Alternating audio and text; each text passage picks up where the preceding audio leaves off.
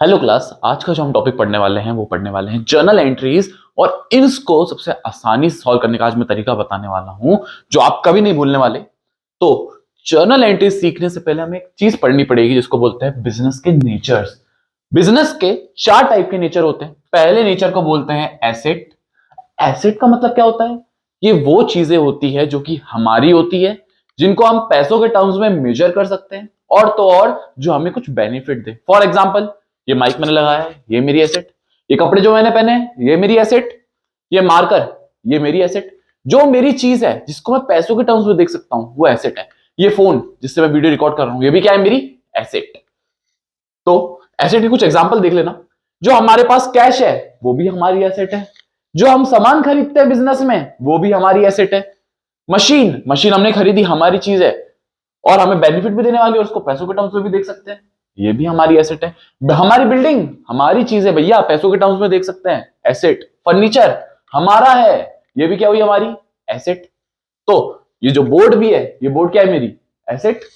तो अब हम बात करते हैं एक्सपेंस और लॉस की, कि बिजनेस में किस टाइप के खर्चे होते हैं। फॉर एग्जाम्पल, रेंट हो गया, इलेक्ट्रिसिटी बिल जो दिया वो भी एक्सपेंस में आ गया, सैलरी जो दे रहे हो आप अपने एम्प्लॉइज को वो भी आपका खर्चा है, वेजेस जो आप अपने मजदूरों को मजदूरी देते हो उसको हम बोलते हैं वेजेस, ये भी क्या है? आपका खर्चा।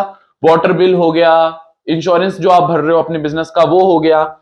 लॉस क्या होगा बिजनेस के लिए? बिजनेस के लिए जो लॉस होता है, फॉर एग्जाम्पल आपके गुड्स जल गए या आपके गुड्स चोरी हो गए, ठीक। तो एसेट क्लियर है, एक्सपेंस लॉस क्लियर है। अब हमें पढ़ना है लायबिलिटी।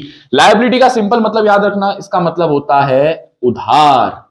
वो उधार जो आपको चुकाना है, जो चुकाना पड़ जाए वो लायबिलिटी होता है। इसका एग्जांपल देख लो। आपने बैंक से लोन ले लिया, चुकाना पड़ेगा, क्या है? लायबिलिटी। आपने गुड्स खरीदे, कोई भी चीज खरीदी है उधार पे, credit, purchase on credit. Credit का मतलब उधार पे जो चीज खरीदी है आपको पे करना पड़ेगा इन फ्यूचर, तो यहां पे आपको चुकाना पड़ेगा, इसलिए ये भी क्या है? लायबिलिटी। जिन लोगों को हमें चुकाना पड़ता है, जिन लोगों को हमें पे करना पड़ता है, उनको हम बोलते हैं क्रेडिटर्स।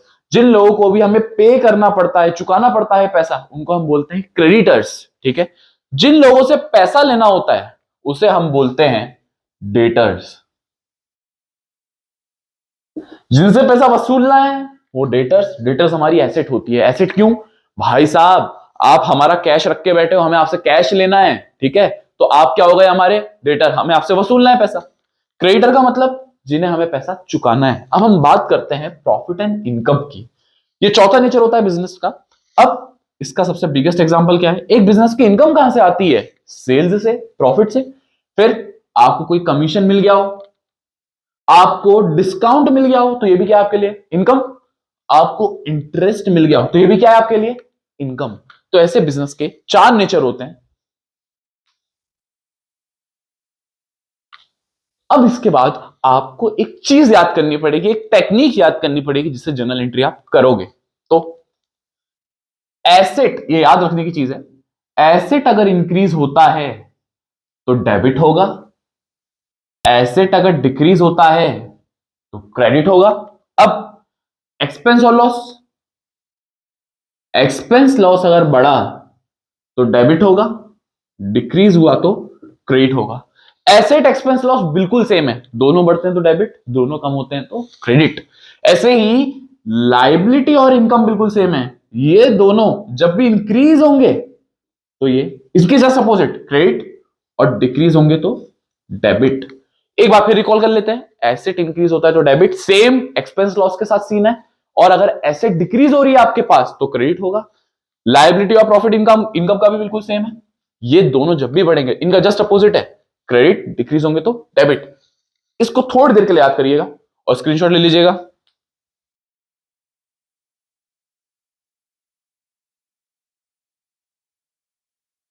तो अब हम इसको एक्चुअल ट्रांजैक्शन, जर्नल एंट्री का मतलब समझना। एक पूरी प्रोसेस होती है अकाउंटिंग की। सबसे पहले तो बिजनेस में होता है ट्रांजैक्शन। ट्रांजैक्शन हुआ है, ट्रांजैक्शन के बाद हम करते हैं जर्नल एंट्री। फिर जर्नल एंट्री के बाद बनता है लेजर, ये भी हम सीखेंगे आगे। फिर इसके बाद ट्रायल बैलेंस, फिर फाइनल अकाउंट्स, ये हम लाइन से सीखते जाएंगे। पर सबसे इंपॉर्टेंट पार्ट क्या है? पहले तो जर्नल एंट्री बनाने के लिए आपके पास क्या होना चाहिए, ट्रांजैक्शन। तो यहां पे हम कुछ ट्रांजैक्शन के एग्जांपल लेने वाले हैं।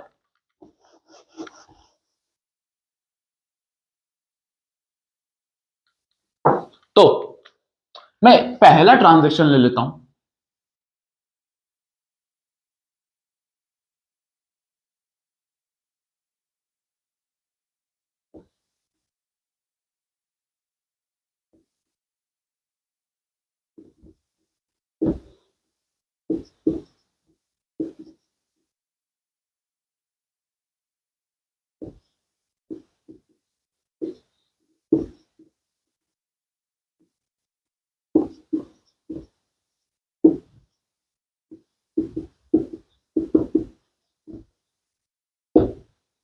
अब हर ट्रांजैक्शन में एटलीस्ट दो पार्टी इंवॉल्व होती है या दो से ज्यादा। एक ट्रांजैक्शन कभी एक इंसान से या एक चीज से नहीं चलता, हमेशा याद रखना मिनिमम दो पार्टी इंवॉल्व होगी। इन पार्टी को बोला जाता है अकाउंट। अब पहला ट्रांजैक्शन अगर हम देखें, परचेज मशीन फॉर 20,000।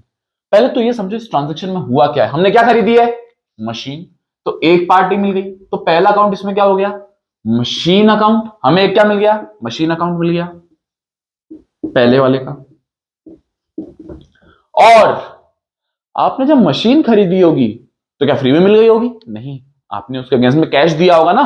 यहां पे दूसरा अकाउंट जो है, दूसरी पार्टी, वो कौन है, कैश अकाउंट। हमें यहां पे दो पार्टियां ढूंढनी है, दो से ज्यादा भी हो सकती है, पर ये नॉर्मल क्वेश्चन दो का है। तो आपने मशीन खरीदी और इन रिटर्न क्या दिया, कैश दिया। मशीन का नेचर क्या होगा इन चारों में से, मशीन होती है हमारी एसेट, हमने खरीदी, अभी हमारी हो गई है, इसको हम पैसों के टर्म्स में भी मेजर कर सकते हैं। तो मशीन का नेचर है एसेट। कैश भी क्या होता है, कैश भी हमारी एसेट होती है।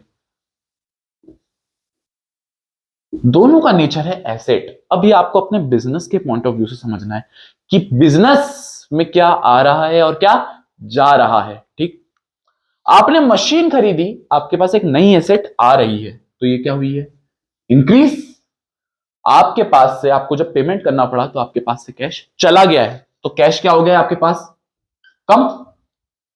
ये वाला अब हम लॉजिक लगा लेते हैं, एसेट जब भी इंक्रीज होती है तो डेबिट होगी, और एसेट जब भी डिक्रीज होगी तो क्या होगी, क्रेडिट।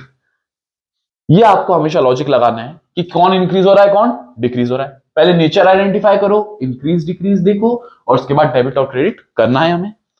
दूसरा ट्रांजेक्शन भी सॉल्व कर लेते हैं। दूसरे ट्रांजेक्शन में लिखा है paid cash of ₹2000 to Ram.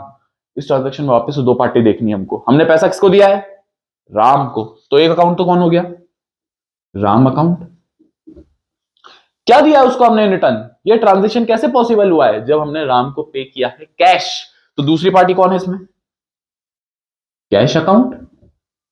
Cash का नेचर तो यहां पे है एसेट, हमेशा याद रखिएगा।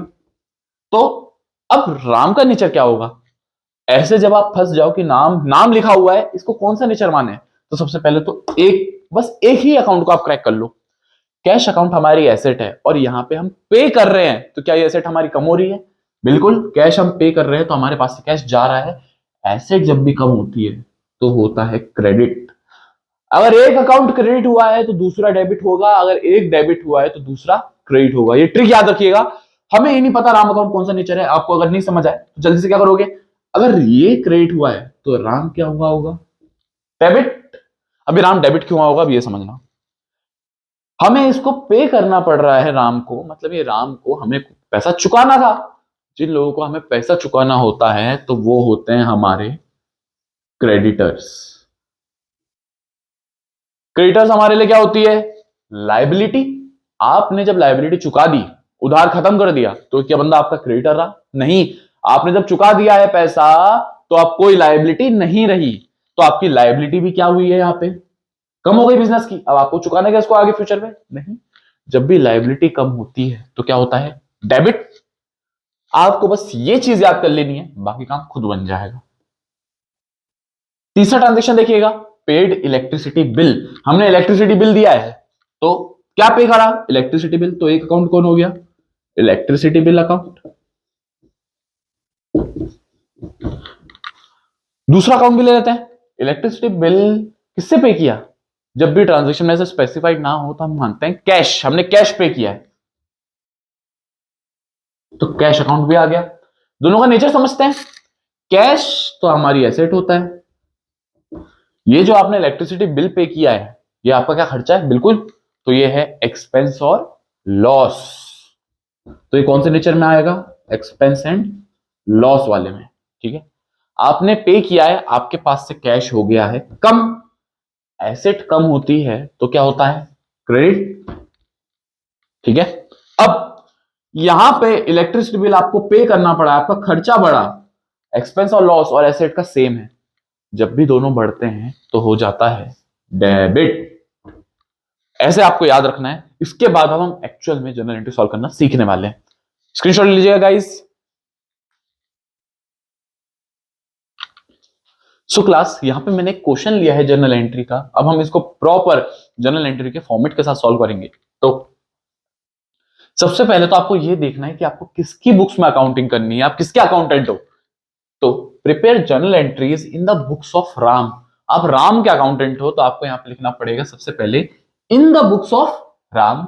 उसके नीचे क्या आप क्या बनाने वाले हो, जर्नल, तो आपको जर्नल हेडिंग डालनी है। फॉर्मेट देखिएगा, सबसे पहले आता है डेट, ये तो आया डेट। डेट के बाद जस्ट एंड में ऐसे दो कॉलम बनाना इक्वल साइज के और एक छोटा सा कॉलम। तो ये जो इतना बड़ा कॉलम बना है इसको हम बोलते हैं पर्टिकुलर्स, ये कहलाता है एलएफ। एलएफ का फुल फॉर्म होता है लीजर फोलियो, ये हम आगे वाले चैप्टर में समझेंगे इसका रूल। इधर लिखते हैं हम डेबिट, इधर लिखते हैं हम क्रेडिट। अब एक बार डीआर और सीआर का फुल फॉर्म भी याद रखिएगा। डेबिट, डेबिट में आर तो आता नहीं है तो शॉर्ट फॉर्म में डीआर क्यों लिखा हुआ है, इसका फुल फॉर्म होता है डेबिट रिकॉर्ड। डीआर का फुल फॉर्म होता है डेबिट रिकॉर्ड, सीआर का फुल फॉर्म होता है क्रेडिट रिकॉर्ड, याद रखिएगा। अब यहां पे मैंने डेट तो नहीं ली है, पर चलो मैं डेट फॉर्म में ले लेता हूं इस क्वेश्चन को।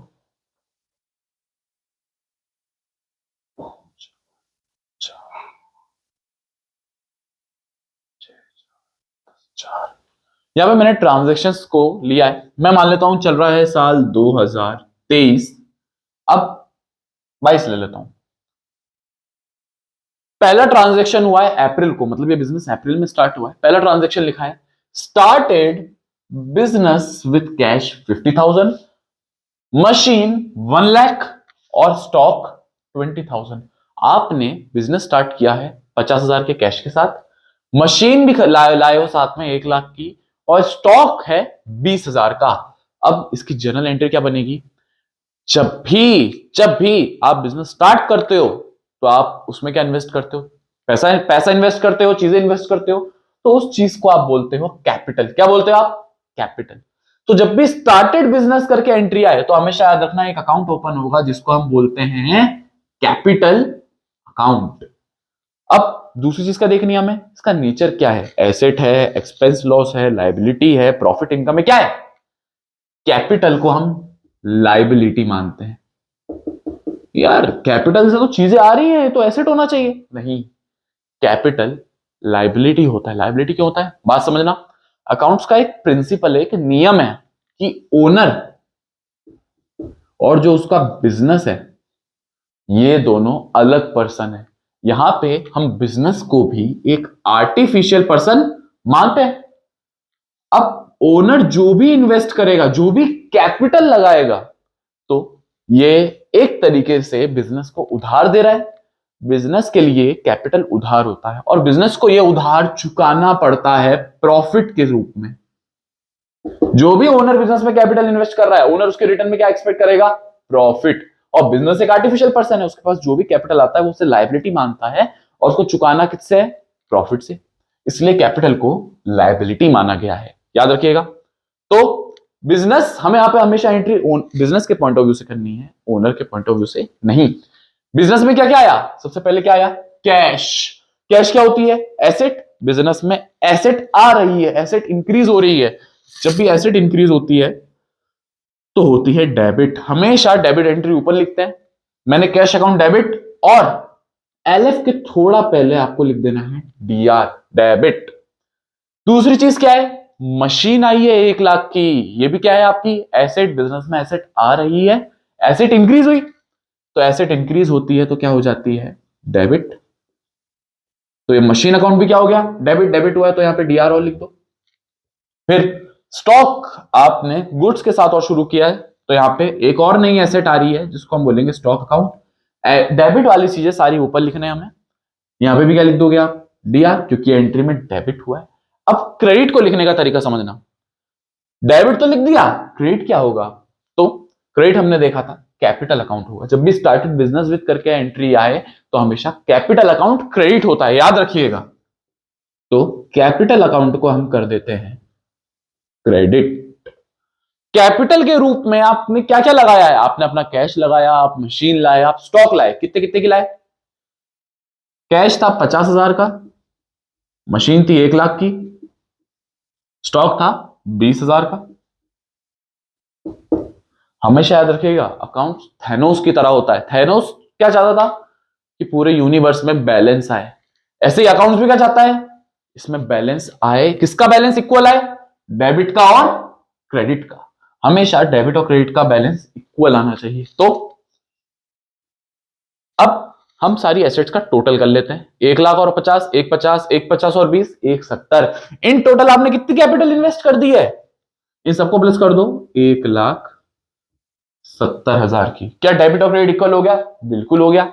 अब यहां पे आपको एक और चीज लिखनी पड़ेगी, नरेशन, नरेशन लिखना जरूरी है एग्जाम में वरना मार्क्स कटते हैं। तो नरेशन में क्या लिखोगे,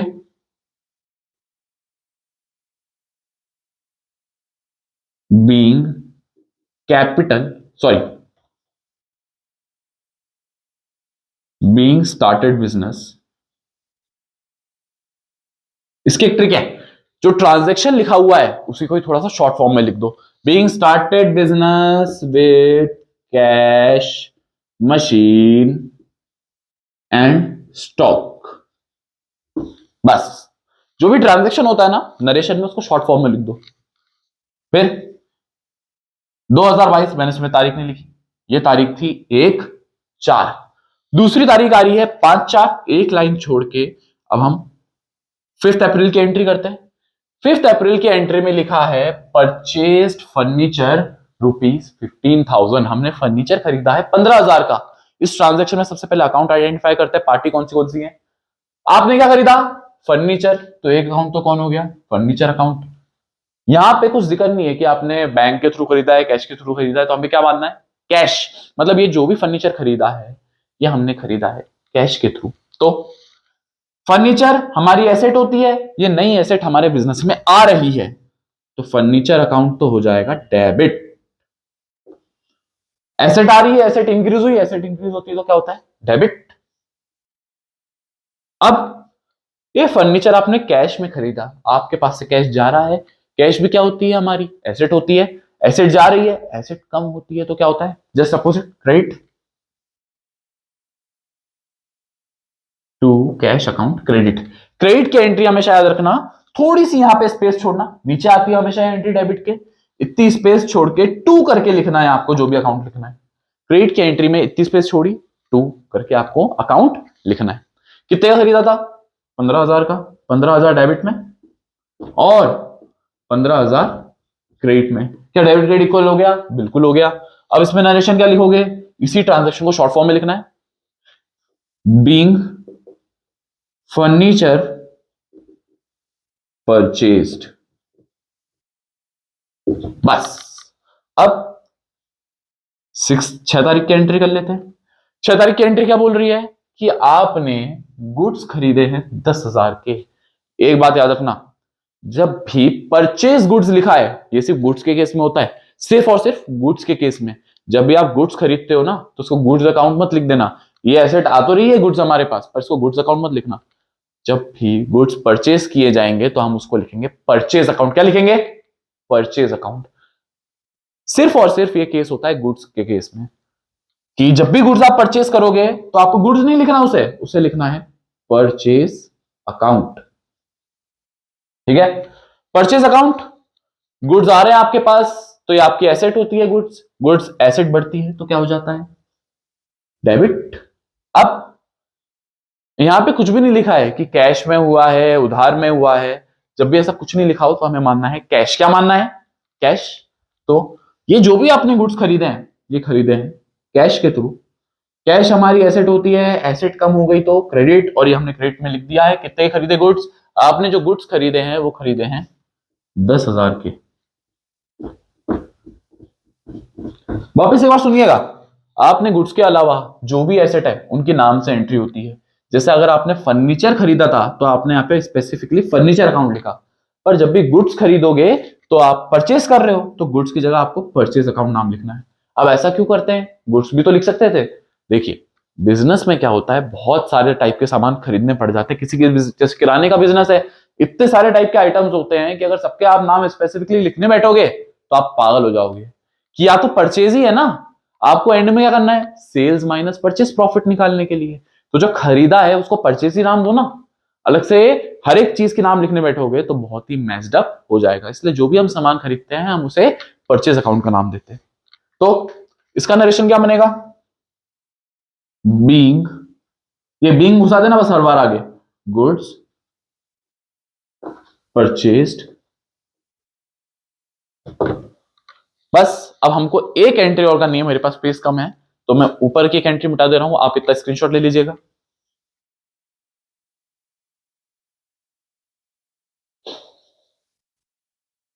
तो मैं ये ऊपर की एंट्रीज मिटा देता हूं।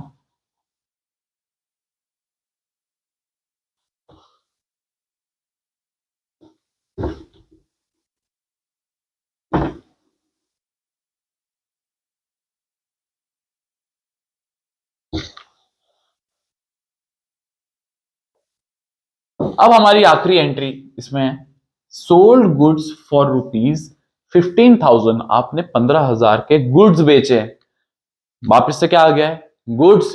जब गुड्स खरीदते हैं तो परचेज अकाउंट का यूज करते हैं, जब गुड्स सेल करते हैं ना तो हम सेल्स अकाउंट का यूज करेंगे। गुड्स खरीदे, परचेज अकाउंट लिखना है, गुड्स बेचे, सेल्स अकाउंट लिखना है। और ये किसके केस में होता है? सिर्फ और सिर्फ गुड्स के केस में ही। तो तारीख है 10, महीना है अप्रैल। अब एक बात बताइएगा, आप सेल कर रहे हो गुड्स को, तो सेल क्या होती है हमारे लिए, बिजनेस के लिए? इनकम। प्रॉफिट और इनकम और लायबिलिटी सेम है। जब भी ये दोनों इंक्रीज होते हैं तो क्या होता है? क्रेडिट। क्या होता है? क्रेडिट। तो यहां पे जो सेल्स अकाउंट है वो तो क्या हो गया? क्रेडिट। एक लाइन छोड़ के मैंने सीधे क्रेडिट के पहले एंट्री करी। अब आप यहां पे कुछ भी नहीं लिखा कि उधार में है या कैश में है, तो हम क्या मानेंगे? कैश। आपने जो भी गुड्स बेचे वो कैश पे बेचे हैं, तो क्या कैश आएगा जाएगा? ऑब्वियसली बात है, बेचा है तो कैश आएगा। तो यहां पे क्या हो जाएगा? Cash account debit. एक कड़ी मिल गई। अगर एक क्रेडिट है तो दूसरा डेबिट है, दूसरा डेबिट है तो दूसरा क्रेडिट है। कैश आ रहा है, एसेट है इसका नेचर, और एसेट बढ़ती है तो डेबिट होता है। कितने की खरीदे गुड्स? 15,000। बस यहां पे इसका नरेशन लिख देना आप, being good sold for cash. और इसके बाद में हम इसका नेक्स्ट जो और थोड़ी सी कॉम्प्लिकेटेड एंट्रीज हैं वो सॉल्व करने वाले हैं। आज के लिए इतना ही।